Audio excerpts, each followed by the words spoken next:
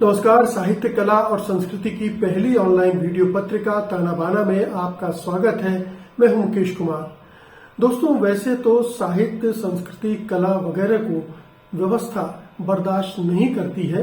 वो भरसक कोशिश करती है कि उन्हें अपने हिसाब से चलाए और अपने हक के लिए इस्तेमाल करे। मगर इनमें कुछ ऐसी आंतरिक शक्तियां भी होती हैं जो उन्हें व्यवस्था के पिंजरे से मुक्त कर देती हैं, आजाद कर देती हैं। और जब भी ऐसा होता है तो एक नया इतिहास रच दिया जाता है।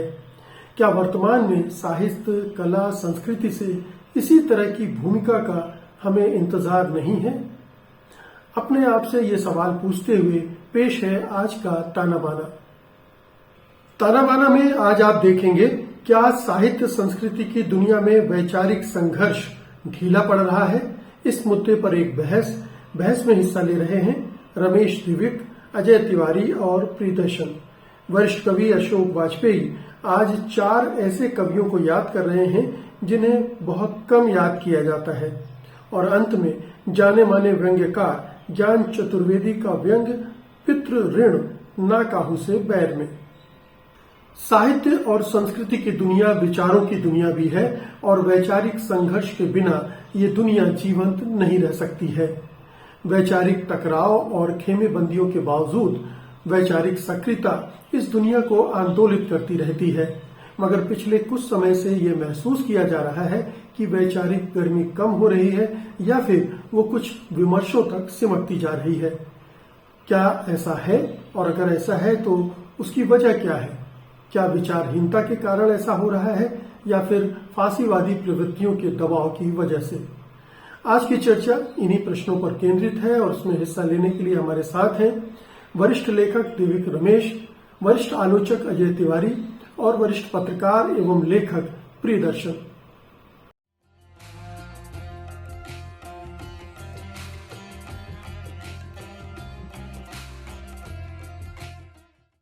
नमस्कार। ताना बाना में आप सबका स्वागत है।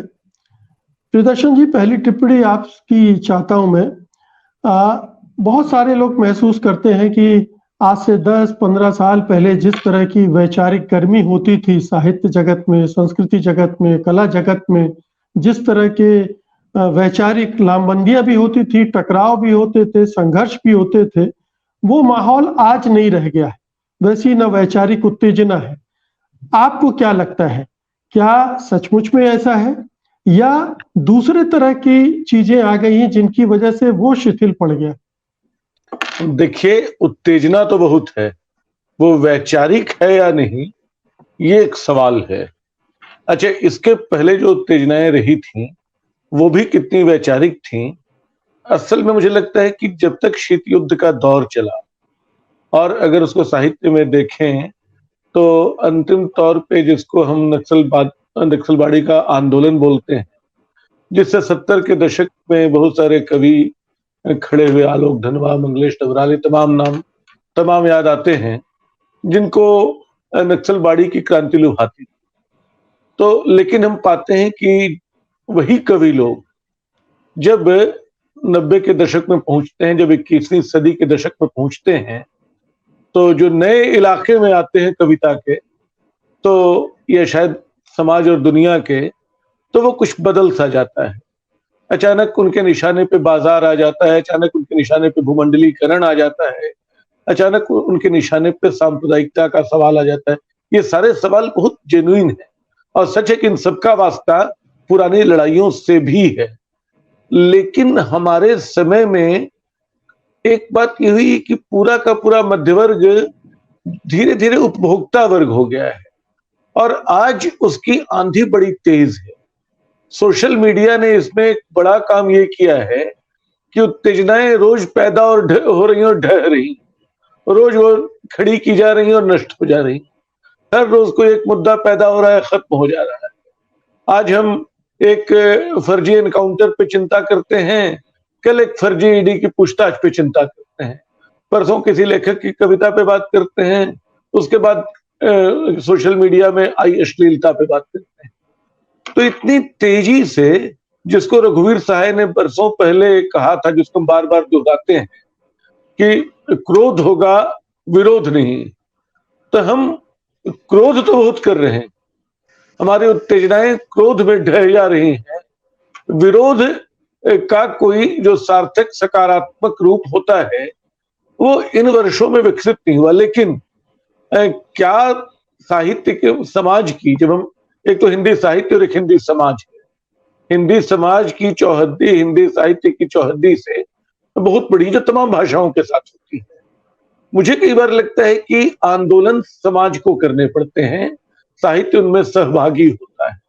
दुनिया भर के लेखकों के कंधों पे उतनी जिम्मेदारी नहीं जितनी हिंदी के लेखक के कंधों पे डाल दी गई। हम किसी पामुक से, किसी मार्केज से, किसी मुराकामी से या किसी ऐसे दूसरे बड़े नाम से आंदोलनकारी होने की उम्मीद नहीं करते हैं। उनसे ये नहीं पूछते हैं कि तू सड़क पे क्यों नहीं उतरा। हिंदी के लेखक को क्रांति जरूर करनी है।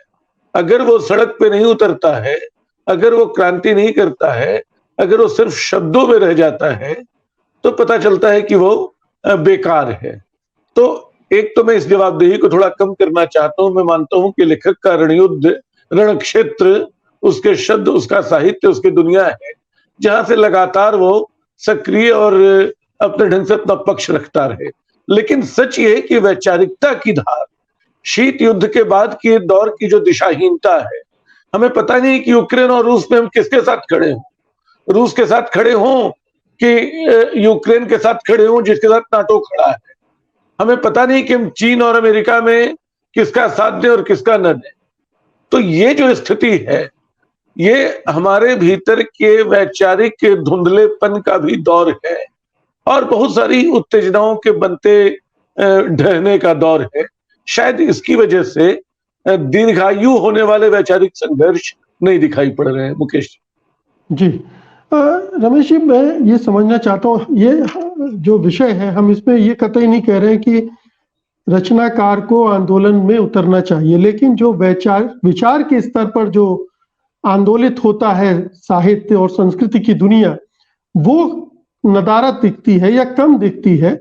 और जैसा कि प्रियदर्शन जी ने कहा, क्या उसकी वजह वैचारिक विभ्रम है या वैचारिक मंथन या टकराव के दूसरे इलाके, दूसरे क्षेत्र खुल गए हैं, इसलिए हमें वो उस रूप में नहीं दिख रहा।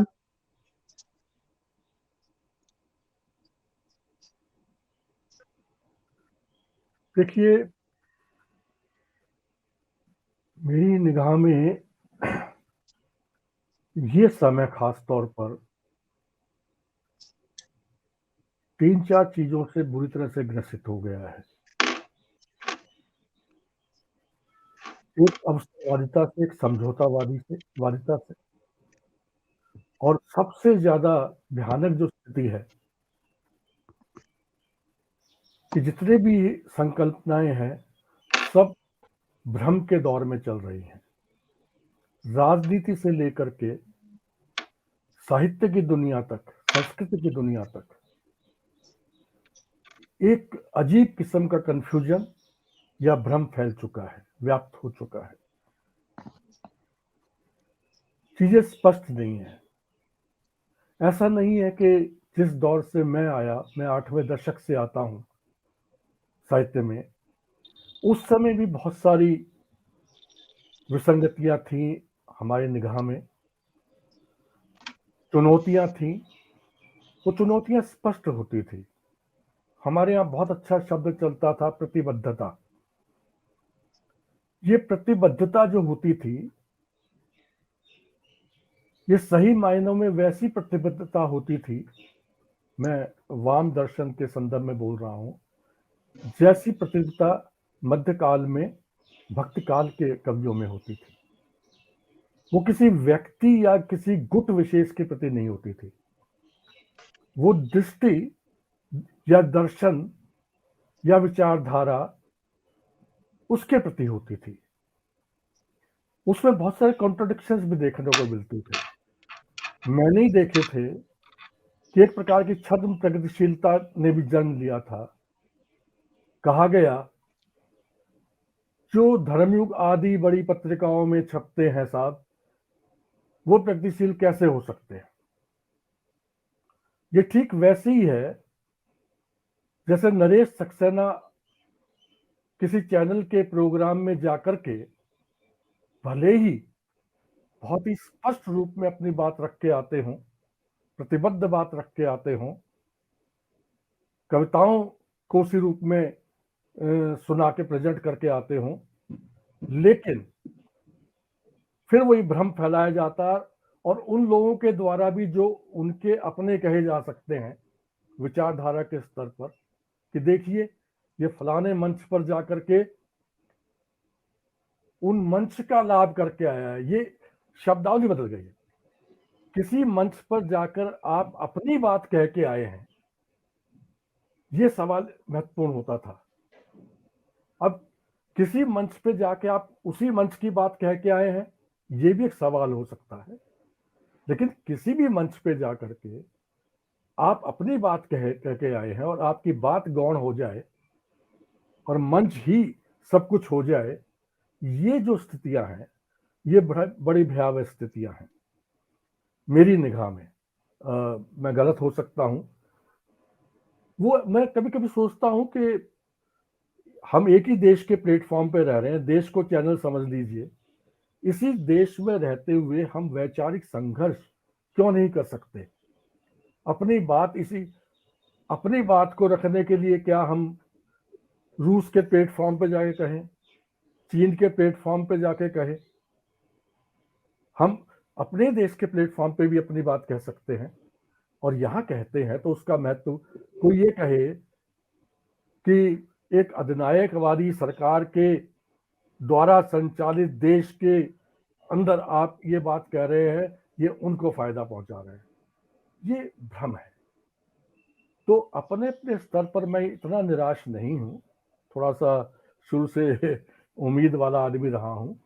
अपने अपने स्तर पर संघर्ष करने वाले लेखक हमारे बीच मौजूद है और वो कर रहे हैं।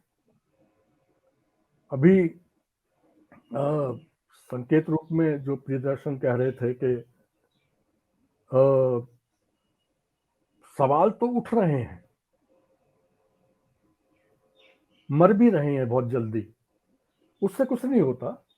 लेकिन वस्तुतः हमारी जो ट्रेनिंग है, जिसमें प्रतिबद्धता भी थी, सहिष्णुता भी थी, संवाद भी था, आज संवादहीनता भी नजर आती है। अपने लोगों के बीच में संवादहीनता नजर आती है, गुट बन के रह गए हैं।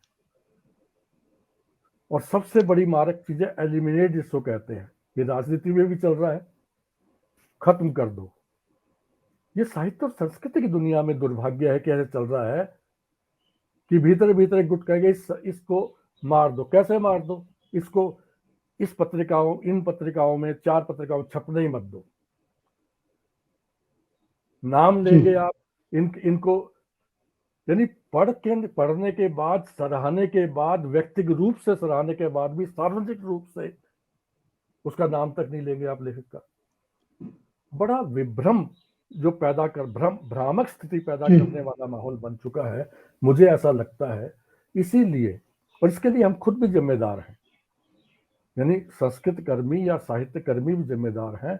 अधिनायकवाद, फांसीवाद तो जिम्मेदार होता ही है। मैं अंतिम बात ये कहना चाहता हूं अपने इस समय की, कि देखिए हम उस तैयारी के लोग हैं जो ये मानते थे कि प्रतिरोध जो होता है, प्रतिरोध जो है वो एक ताकत होती है, और प्रेम कविता भी बुनियादी तौर पर प्रतिरोध की ही कविता होती है। मैं ये मानता हूं। जी बिल्कुल। अजय जी, क्या अभी जो बात की एक तरह की संवादहीनता पैदा हुई है, आप उसे संवादहीनता के तौर पर देखेंगे या ये एक विचारहीनता का भी दौर है, या मैं इस सारी बहस को थोड़ा दूसरे तरीके से देखने की कोशिश करूंगा, इसलिए कि सारा दायित्व लेखक के पक्ष में आरोपित करना, ये खुद भी मुझे कहीं ना कहीं परिस्थिति का गलत मूल्यांकन मालूम पड़ता है। पर लेखक की जो प्रतिक्रियाएं होती हैं, लेखक के जो व्यवहार प्रणाली होती है, वो भी वस्तुगत परिस्थितियों से निर्मित होती है। पहले सबसे इस बात को देखिए कि व्यवस्थाओं का संघर्ष जब तक चल रहा था, जिसको मैं पश्चिम से आई हुई पारिभाषिक शब्दावली में ही बात करूं, जब व्यवस्थाओं का संघर्ष चल रहा था तो उसके साथ वैचारिक उत्तेजना बड़ी महत्वपूर्ण थी। इसकी तरफ हल्का सा इशारा प्रियदर्शन ने किया था। लेकिन जब व्यवस्थाओं का संघर्ष खत्म हो गया और उसके साथ शीत युद्ध खत्म हो गया, तो विचारधाराओं की टकराहट महत्वपूर्ण नहीं रह गई। सभ्यताओं का संघर्ष शुरू हुआ और सभ्यताओं का संघर्ष, सभ्यताओं का मतलब हुआ था धर्म और अंतरराष्ट्रीय स्तर पे ही, मतलब एक सुनियोजित तरीके से वैश्विक स्तर पे भावना की, उत्तेजना की वस्तु को अग्रसर किया गया और बुद्धिजीवियों के बीच में इसका बहुत व्यापक असर पड़ा। हिंदुस्तान के लेखक, यहाँ का बौद्धिक समाज उसी वैश्विक बुद्धिजीवी समुदाय का हिस्सा है। पहली बात ये है। ये जो तथाकथित सभ्यताओं का संघर्ष था, वास्तव में ये समाजवाद और पूंजीवाद की प्रतिस्पर्धा की जगह पूंजी के वर्चस्व का युग भी था। इसीलिए दुनिया एक ध्रुवीय हुई और भूमंडलीकरण का दौर कहा गया। भूमंडलीकरण, वो अगर हेनरी किसिंगर के शब्द लेके कहूं कि अमेरिकी वर्चस्व का ही दूसरा नाम है। हेनरी किसिंगर ने खुद कहा, जो अमेरिका के बहुत दिनों तक विदेश मंत्री रहे हैं और जिन्होंने अमेरिकन फॉरेन पॉलिसी, जो मतलब शीत युद्ध के बाद की फॉरेन पॉलिसी भी शेप की है। तो ये जो पूंजी का वर्चस्व है, ये वर्चस्व उदारीकरण के रूप में हम जैसे देशों में भी आया और उदारीकरण के परिणाम बौद्धिक समाज में, साहित्यिक समाज में किस रूप में है, इस पर स्वतंत्र चर्चा करने की जरूरत है। इस उदारीकरण के साथ जो पैराडाइम शिफ्ट हुआ, जो परिदृश्य बदला, इस पर भी ध्यान दीजिए। विमर्श महत्वपूर्ण हो गए और विमर्श किन चीजों के हैं? मुख्यतः आइडेंटिटी के हैं। और आइडेंटिटी मेरी तो निजी भी पॉलिटिकल हो गया, पर्सनल इज पॉलिटिकल हो गया। तो पॉलिटिक्स पर्सन में नहीं आ रही है, पर्सन पॉलिटिक्स का हो रहा है। तो एक मतलब एक उलट गया सारा क्रम। और इस तरह से जो वैचारिक उत्तेजना थी, वो वैचारिक उत्तेजना व्यक्तिगत स्वार्थ की तरफ मुड़ गई। और इसको अगर थोड़ा सा उन्हीं की शब्दावली में कहा जाए तो जो आइडेंटिटी पॉलिटिक्स आई, उसने आलोचनात्मक बुद्धि की जगह शक्ति संचय को मूल्यवान बना दिया। और अगर आलोचनात्मक बुद्धि पृष्ठभूमि में जाएगी तो वैचारिक उत्तेजना नहीं होगी, शक्ति संचय होगा, तो उत्तेजना बहुत होगी। और ये उत्तेजना हमें साहित्य के पूरे वातावरण में दिखाई पड़ रही है, जिसकी शिकायत दिव्य जी कर रहे हैं। लेकिन वो शिकायत काफी कुछ एक दुखी आत्मा की शिकायत की तरह से दिखाई पड़ रही है, उसके वस्तुगत कारणों की तरफ वे ध्यान नहीं दे पा रहे हैं। तीसरी चीज ये है कि मीडियम भी, मीडियम ऑफ एक्सप्रेशन जिसको कहते हैं, मीडियम भी बहुत बड़ा रोल प्ले करता है। जैसे जब आप संगीत में किसी अनुभव को व्यक्त करते हैं तो मन पर एक असर पड़ता है, चित्र में उसी अनुभव को व्यक्त करते हैं तो मन पर दूसरा असर पड़ता है। अगर कविता में वही भाव आता है, उपन्यास में वही भाव आता है, तो अलग अलग असर पड़ता है। इसलिए जो माध्यम है, और अभी तो माध्यम बहुत बड़े रूप में बदल गया, जिसको मीडिया कहते थे, अब मीडिया एक प्रभुत्वशाली मीडिया के समानांतर एक सोशल मीडिया चल गया, जिस पर हम लोग भी बात कर रहे हैं। और सोशल मीडिया ने हमें लिबरेट भी किया है, आजादी भी दी है अपने विचार व्यक्त करने के, जो मेन स्ट्रीम मीडिया में हम अपनी बात नहीं कह सकते, और यहाँ हम अपनी बात कह सकते हैं। क्या वैचारिक उत्तेजना के सवाल पर social media, main stream media में बात हो सकती है? नहीं हो सकती। लेकिन ये जो सोशल मीडिया है, ये बहुत कुछ पर्सनलाइज्ड भी है, मतलब वैयक्तिक भी है। और इस वैयक्तिकता के कारण मैं समय का ध्यान रख रहा हूं, तो इस वैयक्तिकता के कारण यहाँ उत्तेजना अधिक दिखाई पड़ती है। तो जैसे विमर्श विमर्श के साथ वैचारिकता नहीं, शक्ति संचय और उसके लिए निजी उत्तेजना। सोशल मीडिया में भी आप देखिए कि सोशल मीडिया पे कितने भी लोग गंभीर से गंभीर बातें लिखते हैं, उस पर बहस नहीं चलती, जैसे किसी एक मामूली सी पत्रिका में चल जाती थी। यहां गाली गलौज चलने लगती है। तो उत्तेजना, दोनों स्तरों पर उत्तेजना दिखाई पड़ती है।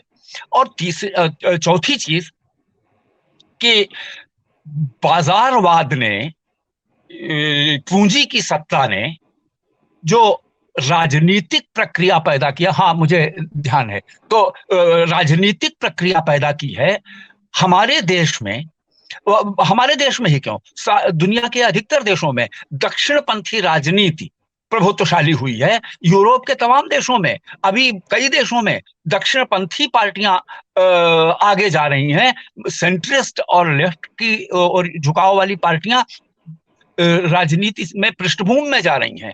तो ये जो दक्षिण पंथ का उभार है पूंजी की सत्ता के साथ, ये एक बहुत महत्वपूर्ण फैक्टर है। और भारत जैसे देश में जहां पुरानेपन के अवशेष अभी भी काफी हैं, सामंती अवशेष अभी भी काफी हैं, यहाँ वो हम फासिस्ट प्रवृत्तियों के रूप में देखते हैं। धार्मिकता का उभार सब तरफ हुआ है, लेकिन हमारे यहाँ धार्मिकता का उभार कुछ इस तरह हुआ है जिसके बारे में अलग से पूरा स्वतंत्र विवेचन करने की जरूरत है, जिसको आज हम फासिस्ट प्रवृत्तियां कहते हैं। और ये फासिस्ट प्रवृत्तियां इस तरह से उभरी हैं और इन फासिस्ट प्रवृत्तियों के साथ वैचारिकता का पूर्णतः क्षय हुआ है और उत्तेजना पूरे सामाजिक, सांस्कृतिक और व्यक्तिगत जीवन में हावी हो गई है। हालांकि इतनी हालत है, मेरे पुरानी कलीग्स फोन पे कहती हैं कि घर में मैं अपनी बात नहीं कह सकती, अगर परिवार को टूटने से बचाना है तो मैं चुप रहती हूं, क्योंकि अगर कभी स्वतंत्र विचार व्यक्त कर दिए तो सब टूट पड़ते हैं, जैसे सोशल मीडिया पे ये महसूस करते हैं। अजय जी, हम लोग सभी लोग ये महसूस करते हैं। प्रियदर्शन जी, जो कुछ मुख्य बातें अजय जी ने उठाई, मैं क्षमा करेंगे, मैं 1 मिनट इस पे अंतिम बात जोड़ दूं, क्योंकि मैं सबका समय देख रहा था और मैं अपना समय भी देख रहा हूं, तो मुझे आधा मिनट 40 सेकंड का समय और दे दें। तो ये जो धार्मिकता, धर्मांधता या इसका उभार है जो फाशिज्म की तरफ बढ़ रहा है, दक्षिण पंथ का उभार है जो फाशिज्म की तरफ ले जा रहा है, इसने उत्तेजना की प्रवृत्तियों को इस हद तक बढ़ाया है कि सामाजिक ताना बाना तो नष्ट हुआ ही है, राजनीतिक संघ संस्थाएं भी जो विचार से परिचालित हैं वे अप्रासंगिक होती जा रही हैं और वैयक्तिक संबंध भी, पारिवारिक संबंध भी टूटने के कगार पे पहुंच गए हैं। इन सारी चीजों के साथ जो मनोरचना पर सबसे बुरा असर पड़ा है कि परिवर्तन का, भविष्य का विश्वास डामाडोल हो गया है और हर प्रक्रिया, राजनीति की हो, धर्म की हो, बाजार की हो, हर प्रक्रिया एक यथास्थिति परक मनोरचना को बढ़ावा दे रही है। और ये जो यथास्थितिवाद है, ये यथास्थितिवाद वैचारिक प्रक्रिया को पूरी तरह खा लेने में सक्षम है। आलोचनात्मक बुद्धि को इसने पूरी तरह पृष्ठभूमि में ठेल दिया है और इस यथास्थितिवाद के साथ जो पुनरुत्थानवाद है, अतीत पंथ है, अतीत का स्वर्णिम वैभव है, वैदिक स्वप्न है, यानी जो अतीत के स्वप्न हैं, यथास्थितिवाद के साथ अतीत के स्वप्न, ये मनोरचना पर हावी होते जा रहे हैं। और ये सारी परिस्थिति हिंदी जगत में, जिसमें साहित्य हिस्सा है और साहित्य के अलावा सभी कलाएं हैं और इनके अलावा पूरा हिंदी समाज है, इसमें जो आलोचनात्मक बुद्धि है या वैचारिक उत्तेजना है, इसके विलोप का, काफी कम होते जाने का ये सब मुख्य कारण है। जी, तो प्रियदर्शन जी बहुत सारे कारण गिनाए, लेकिन ये एक स्वीकारोक्ति है कि जो वैचारिक संघर्ष है, वैचारिकता है अपने आप में, वो शिथिल पड़ी है, कहीं गुम हुई है, आपने भी उसे स्वीकार किया। क्या ये अस्मितामूलक विमर्श और ये जो फासीवादी प्रवृत्तियां हैं, इन्होंने ये विचार की प्रक्रिया को बाधित किया कर दिया है, उनको सीमित कर दिया है?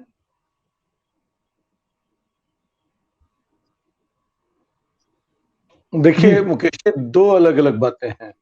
जो अस्मिता मूलक विमर्श है, असल में वो पिछली वैचारिक रणनीति की नाकामी के ही नतीजे। मतलब जब मार्क्सवाद या ऐसी प्रगतिशील जो अवधारणाएं रही, तो उन्होंने अपने समाज की मुख्यधारा का जो भी किया, कम से कम हाशिए पे पड़े समाजों के साथ न्याय नहीं किया। ये लोगों को एहसास इसका हुआ। आदिवासी अस्मिता, दलित अस्मिता, स्त्री अस्मिता, ये सारी अस्मिताएं असल में इसलिए अपना दाय मांग रही हैं क्योंकि उन्होंने देखा कि मार्क्सवाद के चोले में ब्राह्मणवाद सक्रिय है, उन्होंने देखा कि प्रगतिशीलता के चोले में पुरुषवाद सक्रिय है। तो अस्मितावादी आंदोलन तो एक बात है, और दुनिया भर में इस बात को महसूस किया गया कि वैचारिकता एक चीज है और उसके अलग अलग आयाम, अलग अलग पहलू जो हैं, जैसे राष्ट्रवाद भी एक विचार था, उसके समानांतर अंतरराष्ट्रवाद का, एक क्षेत्रवाद का विचार विकसित हुआ।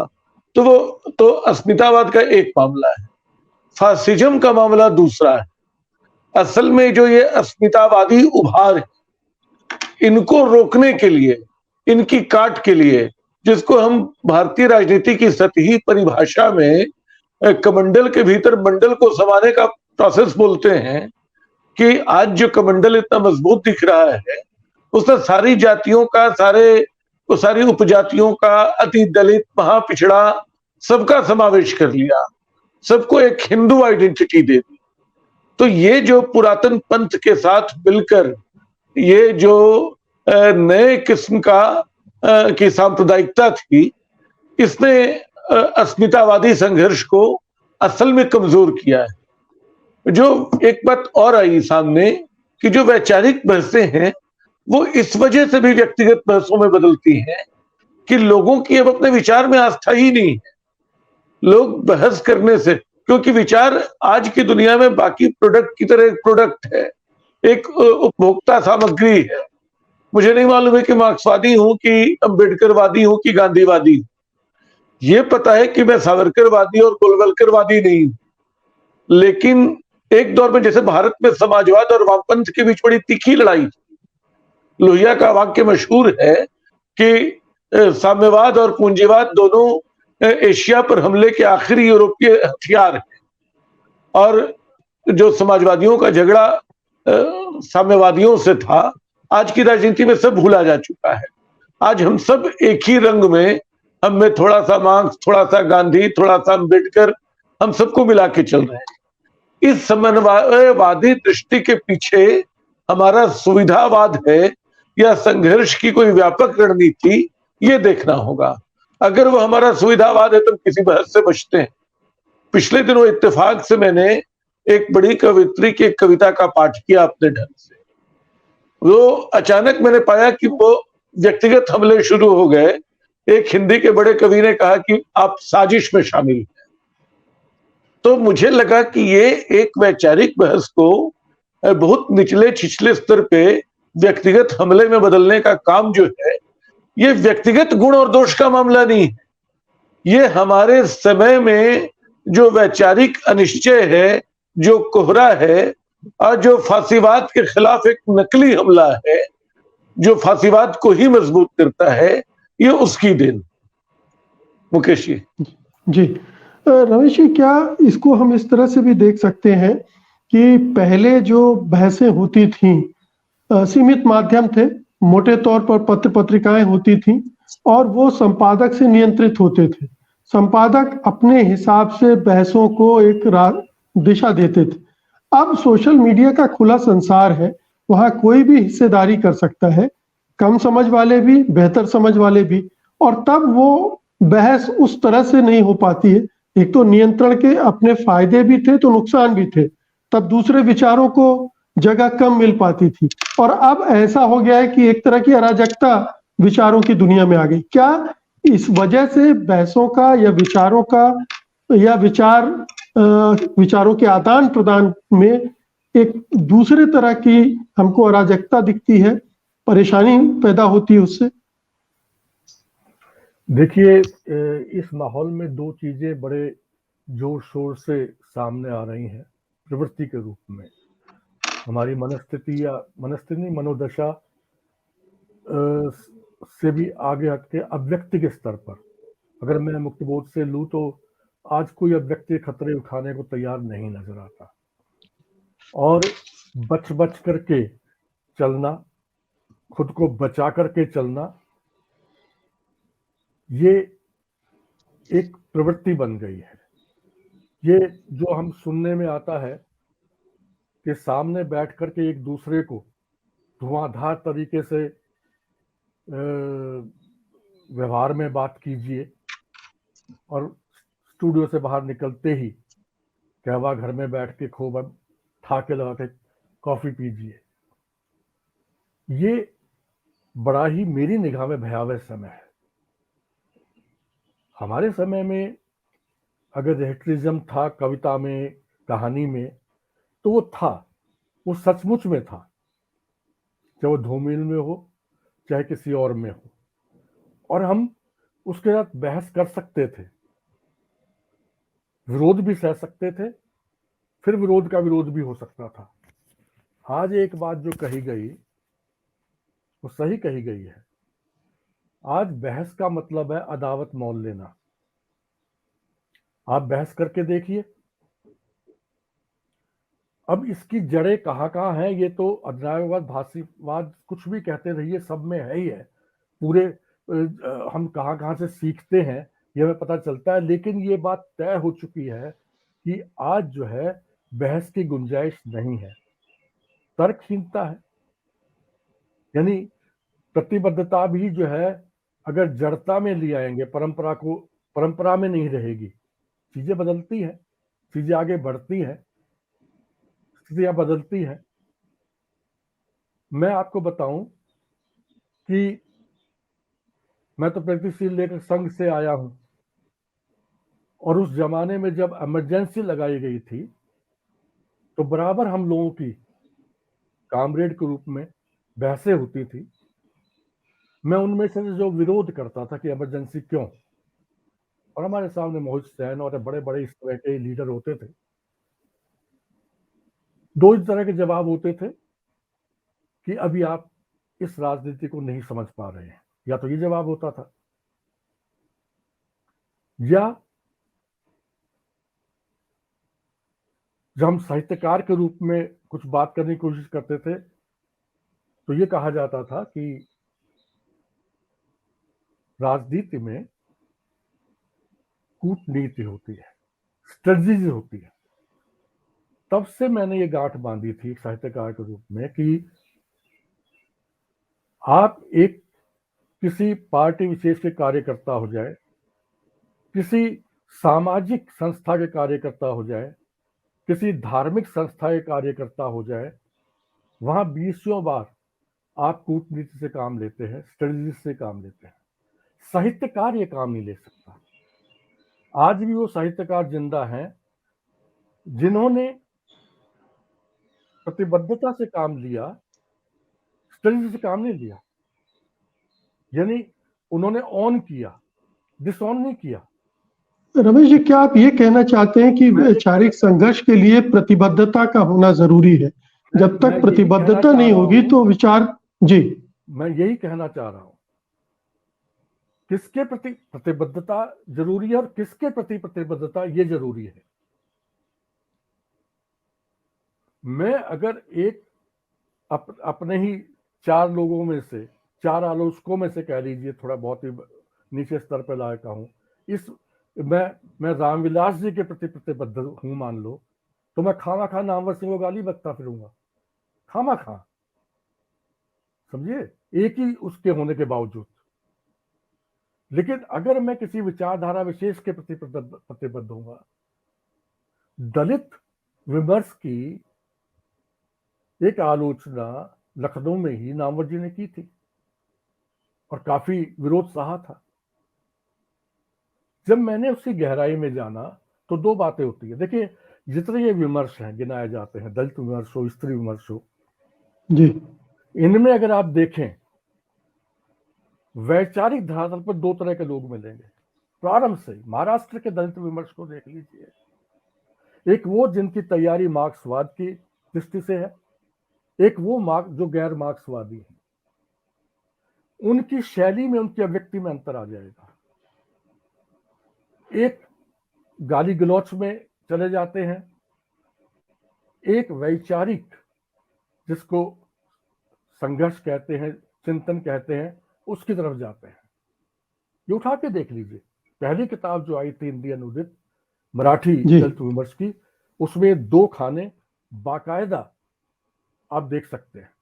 ऐसी सब जगह देख सकते हैं।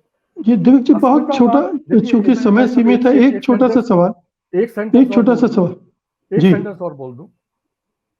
देखिए, अस्मितावाद और सशक्तिकरण में बहुत अंतर होता है। हम जब अस्मितावाद कह देते हैं तो उसको नकारात्मक ले जाते हैं, सशक्तिकरण कहते हैं तो पॉजिटिव हो जाता है। ये ठीक है कि आप कह लीजिए कि साहब ये सारे विमर्श जो है दलित विमर्श से अस्मितावादी भी हैं, बनाए जाते हैं, उनके भी जो नायक बन जाते हैं, उनमें से भी जो एक कह लीजिए ब्राह्मणवादी बन जाते हैं, वो उसको अस्मितावादी बना के रख देते हैं। लेकिन अंततः इनको साहित्य की केंद्रीय धारा में कैसे लाया जाए, चुनौती ये होनी चाहिए थी। विमर्श होते हुए दलित विमर्श को एक अलग ही तरह का साहित्य मानने के बजाय उसको कैसे केंद्रीय साहित्य का एक हिस्सा, उसके एक प्रवृत्ति विशेष के रूप में चर्चित किया जाए, ये सवाल होना था। ये वही साहित्य का सवाल हो सकता है जिसके पीछे वैचारिक प्रतिबद्धता होगी। एक छोटा सा प्रश्न, क्या ये मौजूदा समय में जो फांसीवाद का विमर्श है या फांसीवाद की विचारधारा है, सत्ता के साथ मिलकर इतनी हावी हो गई है कि दूसरे विचारों पर बात करने की गुंजाइश बहुत कम हो गई, वो स्पेस बहुत सिकुड़ गया है, और इस वजह से चाहे वो आतंक हो, एलिमिनेशन की बात आपने की, एलिमिनेशन का खतरा हो, तरह तरह के एलिमिनेशन का, क्या वो वजह भी है जो हमें वैचारिक गर्मी की कमी दिख रही है? बिल्कुल सही कह रहे हैं मुकेश जी। मैंने कहा था अपने उस शुरू के बातचीत में, भयंकर असहिष्णुता आ गई है, और ये असहिष्णुता जो है ये अपने तरह के सोच, एक तरह की सोच के लोगों के बीच में भी है, गुटवादिता के रूप में, वहां पर भी आपको एलिमिनेट किया जा सकता है, और दूसरी तरह के विचारधाराओं के संघर्ष के साथ भी निपटते हुए भी वो आती है। और इसमें तो कोई शक नहीं है कि मैं ये मानकर बैठा हुआ हूं कि आपको मैं सुन रहा हूं, समझ रहा हूं, लेकिन कभी भी मानने को तैयार नहीं। ये मैं अपने मन में बिल्कुल कटिबद्ध होकर के बैठा हुआ हूं। मुझे जो कहना है उसको मानो, नहीं मानते तो आप मेरे लिए कुछ नहीं है। ये ऐसा वातावरण बुद्धिजीवियों के बीच में, साहित्यिक कर्मियों के बीच में, आलोचकों के बीच में है। देखिए, रचना धर्मिता, रचनाकार जो होता है, उस रचनाकार की जो प्रक्रिया होती है वो डिफरेंट होती है। ये इस पे मैं बहस कभी आप और करेंगे तो करूंगा, क्योंकि मैं अभी भी मानता हूं कि रचना धर्मिता में भले ही संवेदनशीलता, अनुभव, वैचारिक दृष्टि हो, लेकिन कोई ना कोई इस तरह की स्थिति विशेष होती है जिसमें वो वैसी रचना कर जाता है। उसके अपने विरोधाभास हो सकते हैं, लेकिन जब हम सचेत होकर के किसी चीज की आलोचना करते हैं, सचेत होकर के किसी का चिंतन करते हैं, उस समय हम कितना पूर्वग्रहों से और दुराग्रहों से बच के कर सकते हैं, या व्यक्तिगत लालचों से, या भयावहता से, या मैंने अगर ये कह दिया तो दूसरे 4 लोग मुझ पर कैसा आक्रमण करेंगे, यानी बचते बचाने वाली प्रवृत्ति से जी, जब तक हम नहीं करेंगे इसको आत्मालोचन कह लीजिए, आत्मविश्लेषण कर दीजिए, कि उसकी भी बहुत कमी आ गई है। हम जी। अपनी तरफ देखना बिल्कुल भूल गए हैं, हम जी। हमेशा दूसरी तरफ ही देखते हैं, इसलिए भी ये थोड़ी सी संकट आ रहा है। लेकिन जी। मैं फिर अंत में ये कहूंगा कि ये गनीमत है कि हमारे बीच में रचनाकार हैं जो कि पूरी प्रतिबद्धता के साथ, पूरी ईमानदारी के साथ, बेसिक जो होती है, लिख रहे हैं। वो सामने कितना आए कितने नहीं लाए, उसके पीछे पूरा पूरा भयंकर, ये समय ने फिर बता दूं, किनको लाया जाना है, किनको छोड़ा जाना है, इसमें हमारी काफी एनर्जी व्यर्थ हो रही है। यानी जी। किनको सामने ला जाए, इससे भी ज्यादा इस बात में भी एनर्जी वेस्ट हो रही है कि वो अच्छा है, ठीक है, लेकिन हम उसको किसी भी कीमत में सामने नहीं आने देंगे। मैं जी। जैसे अभी एक उदाहरण दिया गया, मैं उदाहरण देने को तैयार हूं। समय कम है दिविक जी। एक कवि की कविता किसी दूसरे कवि ने अभी फेसबुक पर क्या कहते हैं वो, रिपीट कर शेयर दी, की हुई। जी। शेयर कर दी। अब देखिए उस पर कितने लोगों ने टिप्पणी दी है। यानी फेसबुक ने उस शेयर करने वाले को बैन कर दी। इसके खिलाफ क्या आवाज नहीं उठनी चाहिए? बिल्कुल नहीं बिल्कुल। उठ रही। जी बिल्कुल। अजय जी, समय कम है इसलिए मैं ये एक सवाल, और फिर आप कुछ बोलना भी चाह रहे थे। सवाल ये है कि एलिमिनेशन का दौर है, साहित्य को हम अलग करके भी देखें तो इतिहास से बहुत सारी चीजें गायब की जा रही हैं, पाठ्यक्रमों से बहुत सारी चीजें गायब की जा रही हैं। एक पूरा समाज पोलराइज हो गया, जिसकी चर्चा आपने की थी कि घरों में भी संवाद नहीं हो पाएगा, ऐसी स्थिति बना दी गई है। तो ये पूरा परिवेश, पूरा पर्यावरण ही विचार विरोधी बन गया है, जिसमें विचार के लिए गुंजाइश कम हो गई है। क्या ये एक बड़ा रीजन मान सकते हैं? अनम्यूट कर लीजिए अजय जी। नहीं हो, अब हुआ, वो आपकी जी। तरफ से हो गया था। जी। नहीं, दिविक जी ने तो खैर आधा घंटा इसी विषय पर बोला है, तो इसलिए वो कोई समस्या नहीं बची, इस पर कोई बात बोलने की जरूरत नहीं है। लेकिन मैं छोटी छोटी दो तीन बातें कहना चाहता हूं। वो ये कि मैं, प्रियदर्शन जी ने गंभीर बात उठाई थी, और उसमें व्यक्तिगत शिकायत वाली बात नहीं थी, और व्यक्तिगत कंप्लेंट नहीं थी, कि अस्मिता इसलिए उभरी कि हाशिए की जो उपेक्षा हुई मार्क्सवादियों द्वारा, तो इसलिए हाशिए के विमर्श अब आगे आ गए। लेकिन हम अभी भारत के और हिंदी के क्षेत्र संदर्भ में बात कर रहे हैं। क्या, मुझे आज तक समझ में नहीं आया कि 70-75 साल में भारत में मार्क्सवादी लोग सत्ता में थे, मार्क्सवादी लोग तय कर रहे थे कि देश की विकास नीति क्या होगी, देश का जो देश की सांस्कृतिक दिशा क्या होगी, या पूंजीवादी सत्ता थी, पूंजीवाद तय कर रहा था कि क्या होगा। तो जो हाशिए की उपेक्षा थी और उसके अनसुलझे सवाल थे, ये मार्क्सवादियों का पाप नहीं था, ये पूंजीवादी सत्ता का पाप था। और आजकल ये फैशन हो गया है, और ये फैशन अमेरिकी पूंजी के सांस्कृतिक प्रभाव का द्योतक है। हम, जरूरी नहीं कि हम सब अमेरिकी पूंजी के समर्थक हों या उसके एजेंट हों। एक जो फिजा बना दी गई है, हम उस सांस्कृतिक फिजा से अपने को मुक्त नहीं कर पाते, क्योंकि वो भाषा नई है। तो फिर वो लगता है कि ये इस नई भाषा में बोले बिना हम अपनी बात सुना नहीं पाएंगे लोगों को। तो इस नई भाषा में बोलने के चक्कर में हम इस तरह की बहुत सी बातें करते हैं, जिन बातों का कोई तार्किक आधार नहीं होता। जो हाशिए के अनसुलझे सवाल थे, या हाशिए के उत्पीड़न के सवाल थे, ये सामंती व्यवस्था के अवशेषों और नए विकसित पूंजीवाद के आर्थिक संबंधों का परिणाम थे। इस बात को, ये भाषा बोलते ही हम मार्क्सवादी हो जाते हैं, और चूंकि मार्क्सवाद के खिलाफ दुनिया भर में माहौल है, तो मार्क्सवादी भाषा हमको नहीं बोलनी है, तो फिर वही भाषा बचेगी जिस भाषा में ये हम बात करते हैं। लेकिन दूसरी बात, इस पर विचार कीजिए कि मार्क्सवादियों ने बहुत बहसें की, और ये जो परसिक्यूशन की बात उठाई या अभियोग लगाया, मेरे आदरणीय, मेरे अध्यापक रहे हैं दिविक जी ने मार्क्सवादियों और वे और मैं दोनों एक पार्टी में थे किसी समय, और हम भी आपस में बहस करते थे। हम लोग मार्क्सवादियों में कितनी तीखी बहसें हुई हैं, ये सब प्रकाशित रूप से मौजूद हैं। लेकिन इसके बावजूद मार्क्सवादियों ने एक दूसरे को फांसी नहीं चढ़ाई, मार्क्सवादियों ने एक दूसरे को गोली नहीं मारी। हद से हद मार्क्सवादियों ने एक दूसरे को डांट फटकार कर दिया। पार्टी मीटिंग में या प्रगतिशील लेखक संघ की मीटिंग में या जनवादी लेखक संघ की मीटिंग में गाली गलौज कर ली। इससे ज्यादा मेरी जानकारी में नहीं है। लेकिन जो अस्मितावादी आए हैं, ये किस तरह व्यवहार करते हैं, जिसके लिए एक शब्द अंग्रेजी में है रैबिड।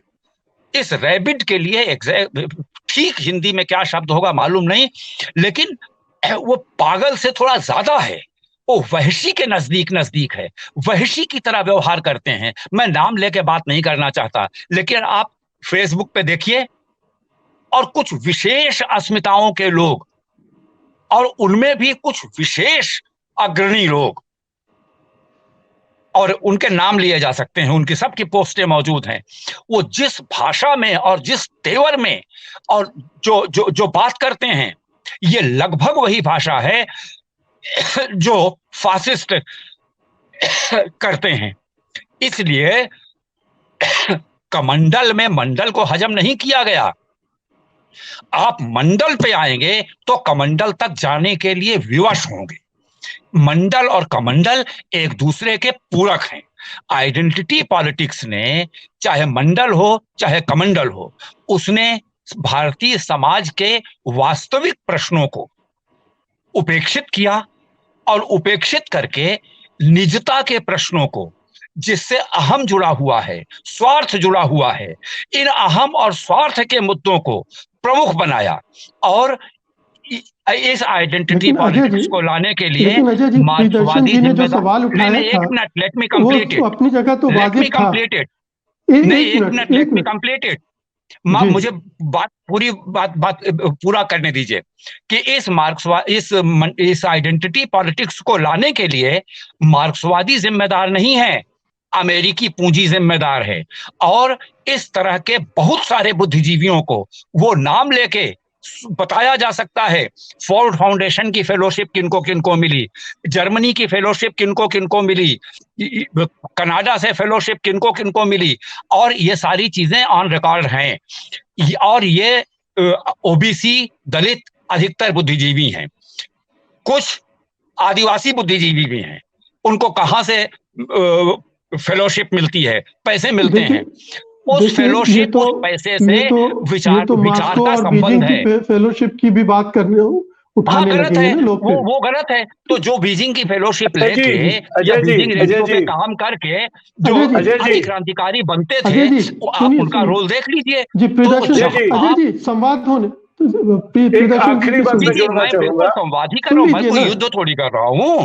आपने अपनी बात शार्पनेस से कही, मैं अपनी बात अगर प्रमाणों से कह रहा हूं तो मैं कोई युद्ध तो नहीं कर रहा हूं, और मैं किसी को जेल नहीं भेज रहा हूं। वैचारिक संघर्ष हो रहा है, कम से कम इस प्लेटफॉर्म पर तो हो ही रहा है। संघर्ष है जी प्रियदर्शन, पहले भी हो रहा था। सुनिए प्रियदर्शन जी, एक बात बताइए। रामविलास शर्मा थे, मुक्तिबोध के बारे में उनकी क्या राय थी? रेणु के बारे में उनकी क्या राय थी? पर बहस नहीं कर रहे हैं, रामविलास और मार्क्सवाद पे बहस कर रहा हूँ। आप मार्क्सवाद की बात कर रहे हैं ना? रामविलास मार्क्सवादी थे कि नहीं थे? चिल्लाइए मत। सॉरी, मैंने वापस लिया। एक बात को स्वीकार नहीं किया तो ये रिएक्शन, ये है फासिज्म का बौद्धिक असर। फासिज्म का बौद्धिक असर है। प्लीज मुक्तिबोध के बारे में ये नहीं, कुछ नहीं कर रहा हूँ। अरे रामविलास जी मुक्तिबोध की कुछ बातों को नहीं मानते थे, मुक्तिबोध भी रामविलास जी की कुछ बातों को नहीं मानते थे। पागल कहा था? नहीं, पागल नहीं कहा था, शिज़ोफ्रेनिया के मरीज कहा था। अजय जी, प्रदर्शन जी, देवी रमेश जी को कुछ कहने दीजिए। रेणु को। रमेश नहीं जी, नहीं, आप एक मिनट, ठीक है, एक मिनट, मुक्तिबोध पर एक दिन बात कर लीजिए, या एक अभी दिन, कर हाँ बिल्कुल लीजिए। करेंगे, नहीं नहीं, एक करेंगे। मिनट, बिल्कुल आप बिल्कुल। एक आपने मिनट, नहीं नहीं, आपने अगर इनको मौका दिया आपको भी चिल्लाने का, मौका मिलेगा, तो आपको भी मौका जवाब देने मिलेगा। का मौका मुझे दीजिए। नहीं आपको मुकेश जी, अजय जी, अगर अजय आपका जी, मैं ये माफी रवैया भी है मांग रहा हूँ। कि एक व्यक्ति को अजय हर जी, तरह की छूट है और दूसरे व्यक्ति को अपनी बात कहने की छूट नहीं है, तो मैं आपके कार्यक्रमों में नहीं आऊंगा। अजय मेरे जी पास प्लीज, जी, इतना उत्तेजित मत बस मैंने होइए, अभी नहीं माफी है। मांग ली, इतना नहीं, उत्तेजित, मुझे चिल्ला मैंने माफी इतना मांगी। मैं हम, चिल्ला नहीं रहा मैं हूँ, ये चाह रहा आप हूँ, मेरे माफी ऊपर मांग चिल्ला रहा मैं हूँ ये रहे चाह आपसे। रहा हैं, हूँ, and this is bad. Ajay ji, मैं नोबडी इज माफी डिक्टेटर है यार, माफी मांग रहा हूँ नोबडी इज आपसे, डिक्टेटर है माफी। यार। पांच बार आई डोंट माफी मांग एक्सेप्ट चुका, it, I Priyadarshan ji don't माफी 5 मांग बार रहे एक्सेप्ट हैं। माफी मांग इट। यू चुका। Are Ajay shouting ji at सुन तो मी। लीजिए, अजय जी, प्रियदर्शन जी माफी माफी मांग मांग रहा रहे हूँ हैं बार आपसे। बार, मेरी नहीं नहीं, आवाज ऊंची हुई, मुझे माफी मांगने माफी की मांग नौबत रहा क्यों हूँ। आ रही है? अरे ऊंची हो गई आवाज इसलिए आ रही है, और कोई बात नहीं, बस माफी मांग रहा हूँ आपसे। अच्छा 5 बार मांग ली माफी।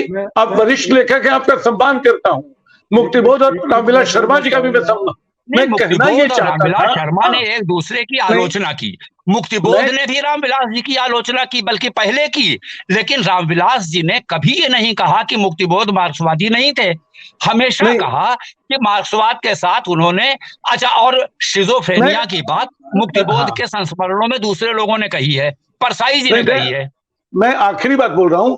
मैं कहना बस इतना चाहता था कि मार्क्सवाद के भी अपने उलझाव और अंतर्द्वंद रहे, जिसकी हाँ वजह से है, ऐसे लोगों है। की, मतलब वो सिर्फ इसलिए नहीं, मतलब स्त्री लेखकों की, दलित लेखकों की अचानक उपेक्षा जो होती रही, ये इसकी वजह वो मार्क्सवाद के अपने उलझाव में देखते रहे, उस कट्टरता में देखते रहे, जिसके चलते मार्क्सवादी आलोचना एक सीमा से आगे बढ़ने को तैयार नहीं होती थी। जो रेणु को लेकर, अमेरिकी पूंजी आने के पहले, अमेरिकी पूंजी आने पूंजी के तो पहले ये तमाम नहीं तरह की दिखाई आई पड़ा, है। उसके बाद हाँ, अचानक दिखाई पड़ने लगा, तो तो पूंजी पूंजी ने तो हर ज्योति दे तरह दी की ना। आ रही है। हाँ, आप सारी बहस में, आप मतलब आप इंडिविजुअल नहीं, हाँ, हम हाँ, इस हाँ। सारी, हम बौद्धिक लोग, हिंदी के बौद्धिक, इस सारी बहस में पूंजी के रोल को पूरा एक सिरे से गायब कर देते हैं, नहीं सिर्फ नहीं, बिल्कुल बहुत लेखक मेजर के रोल रोल है। को हाँ, और लेखक की आइडियोलॉजी नहीं, के हाँ, रोल को कल्प्रेट बनाते हैं। नहीं, ऑर्गेनाइजेशन, आइडियोलॉजी और बाकी सारी चीजें, लेखक,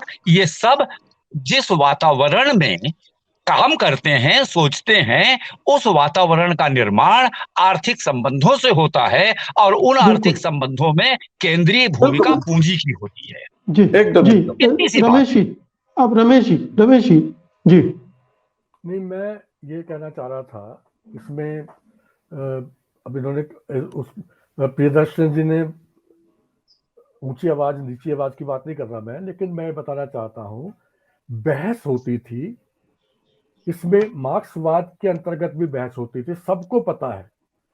शिवदान सिंह चौहान वर्सेज नामवर सिंह, विश्वनाथ विश्वंबर उपाध्याय वर्सेज फलाने जी, रामविलास जी और नामवर जी। ये आपको बता दूं कि एक दूसरे का सम्मान करते हुए ये विचारों का मतभेद रखते थे।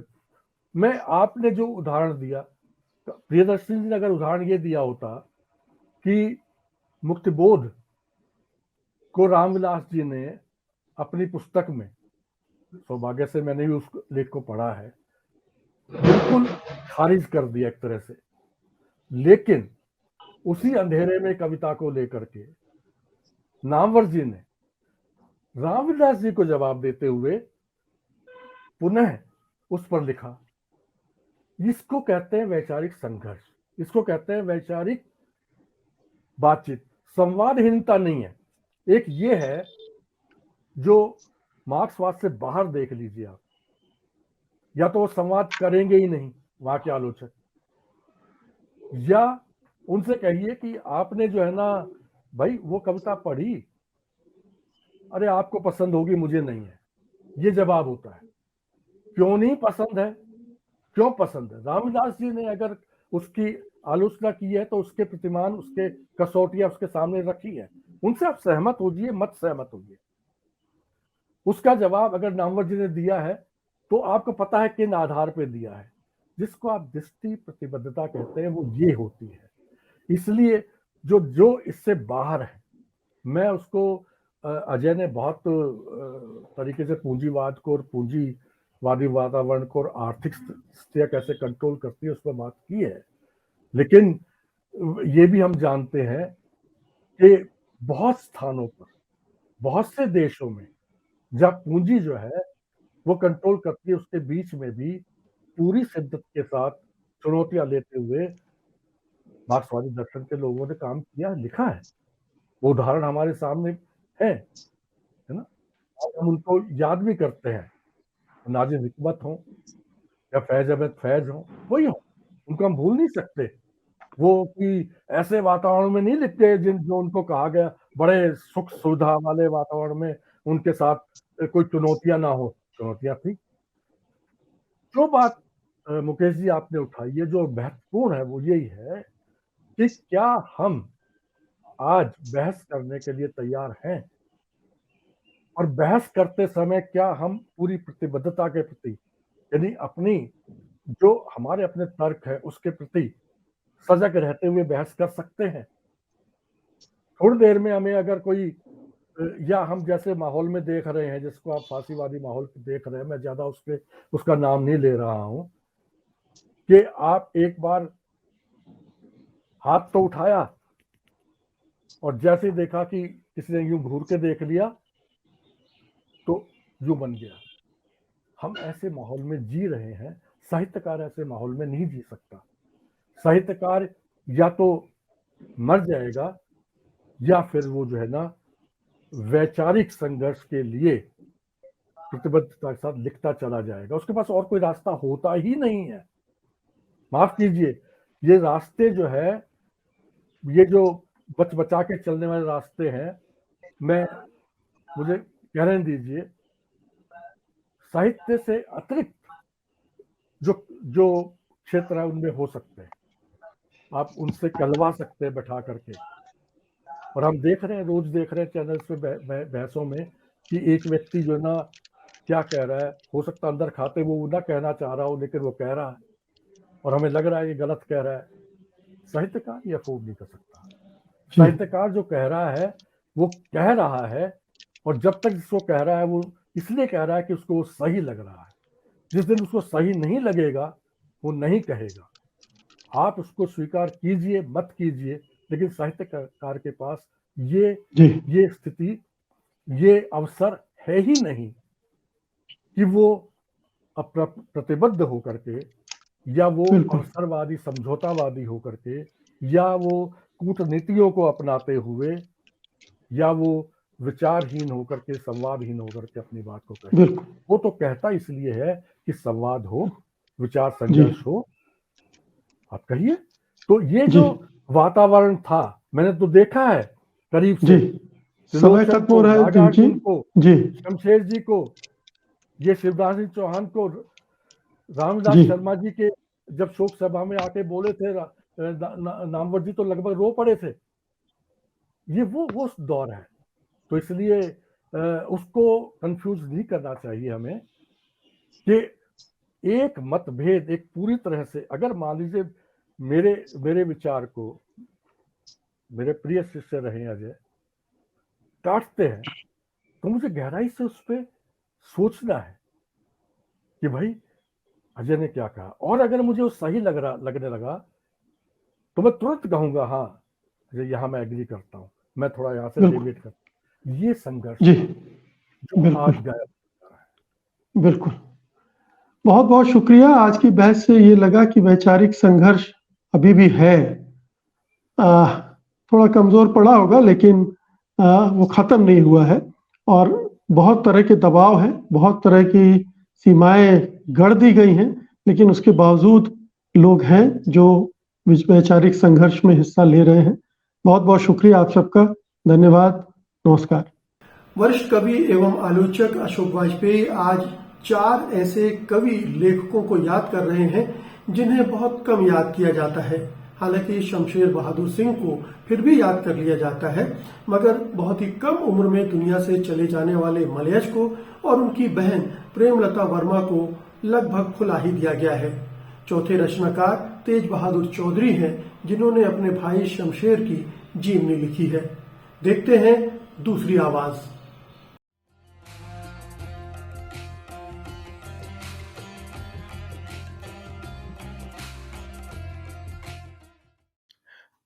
नमस्कार। दूसरी आवाज में आज मैं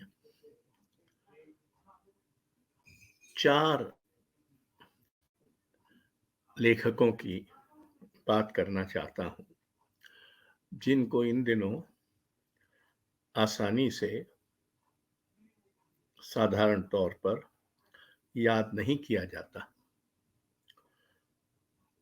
वह हैं शमशेर बहादुर सिंह, जो मेरे हिसाब से पिछले 60-70 वर्षों की हिंदी कविता की बृहत्त्रयी में से एक हैं।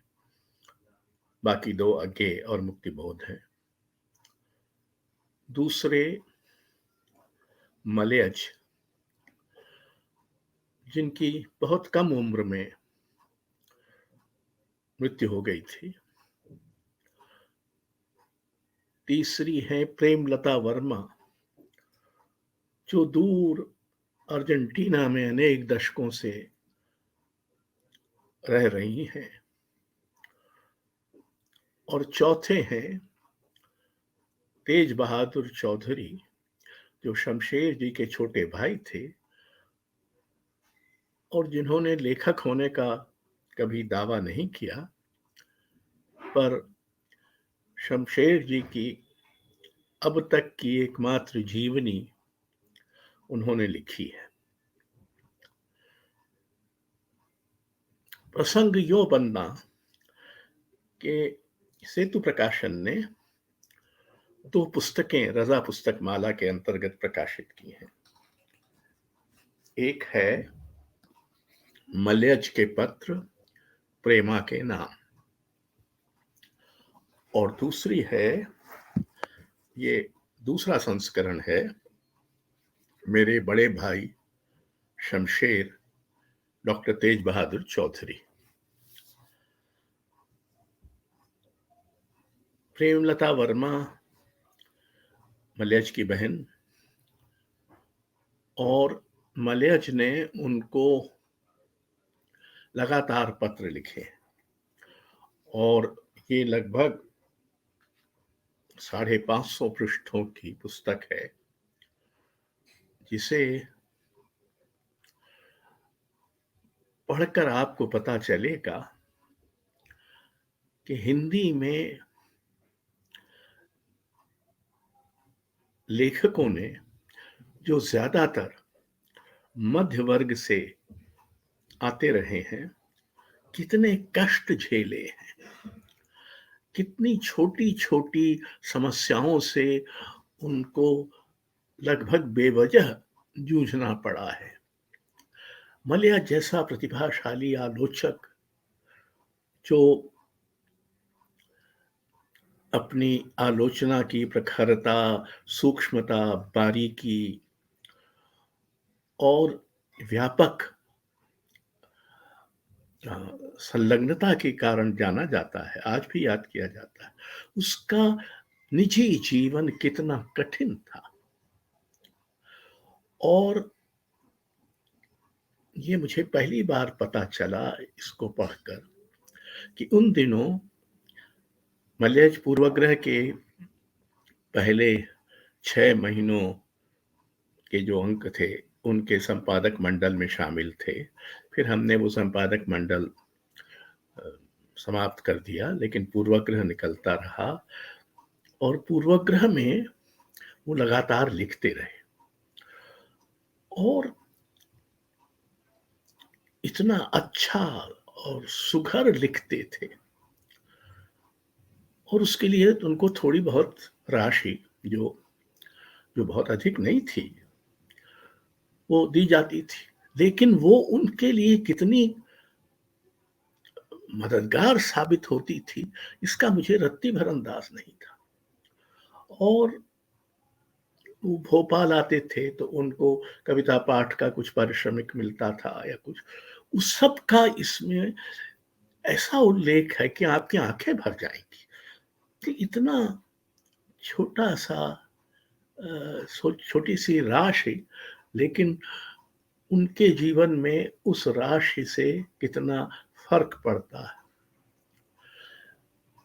बड़ी बात यह है कि उनकी बहन प्रेमलता वर्मा ने इन पत्रों को सहेज कर रखा है। इन पत्रों में औरों के अलावा शमशेर जी भी बार बार आते हैं और शमशेर जी के जब तक उनकी आत्मीयता की, उनकी गर्माहट की चर्चा भी है, लेकिन कभी कभी उन पर सख्ती से टिप्पणी भी है।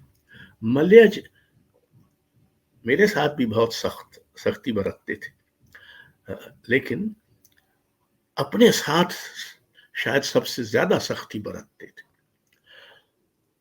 तो एक आलोचक कवि और उसकी कवि बहन अनुवादिका और एक लगभग गलत वैवाहिक संबंध में फंस गई स्त्री पर उनके जीवन का गुथाव और एक दूसरे से की समझ, एक दूसरे की पीड़ा में सहभागिता इतनी मार्मिक है कि आप इसको शुरू से लेकर आखिर तक बिना रुके पढ़ सकते हैं। दूसरी पुस्तक है मेरे बड़े भाई शमशेर। तेज बहादुर चौधरी शमशेर जी के छोटे भाई थे और शमशेर जी के ने अपने जीवन के बारे में बहुत कम बताया, जाहिर किया। उनका निजी जीवन क्या था, कैसे क्या हुआ, किसका परिवार था, वगैरह वगैरह सब जानते हैं कि गर्वीली गरीबी का जीवन बिताने वाले वो संभवतः सबसे बड़े कवि थे।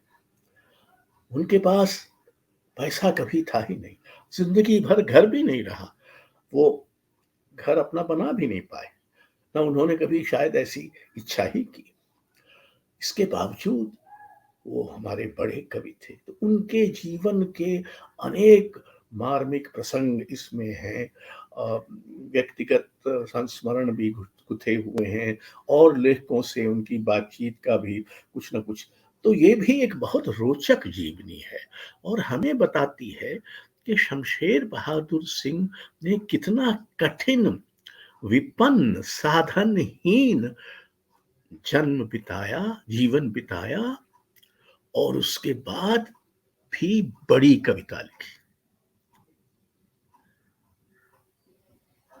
दोनों से मेरा व्यक्तिगत परिचय था, दोनों की जब भी हो सका मैंने कुछ मदद भी की, लेकिन ये दोनों वृत्तांत पढ़कर, पत्रों से व्यक्त वृत्तांत और जीवनी में लिखे वृत्तांत को पढ़कर मुझे इसका गहरा, आप कहें कि एक तरह का पछतावा है कि अगर मुझे ये सब थोड़ा पता होता तो शायद मैं कुछ और कर पाता। ये दोनों ही लेखक इसके सर्वथा सुपात्र थे कि समाज उनके लिए कुछ अधिक करता, वो समाज जिसने उनकी लगभग उपेक्षा की। जाने माने व्यंग्यकार ज्ञान चतुर्वेदी पिता और पुत्र के रिश्ते में भी व्यंग्य की संभावना ढूंढ लेते हैं। पितृ ऋण उनकी ऐसी ही रचना है। संपत्तिवान बूढ़े पिता का पितृ ऋण चुकाने के लिए पुत्र क्या क्या कर सकते हैं, इसी पर उनका कटाक्ष देखते हैं ना काहू से बैर में।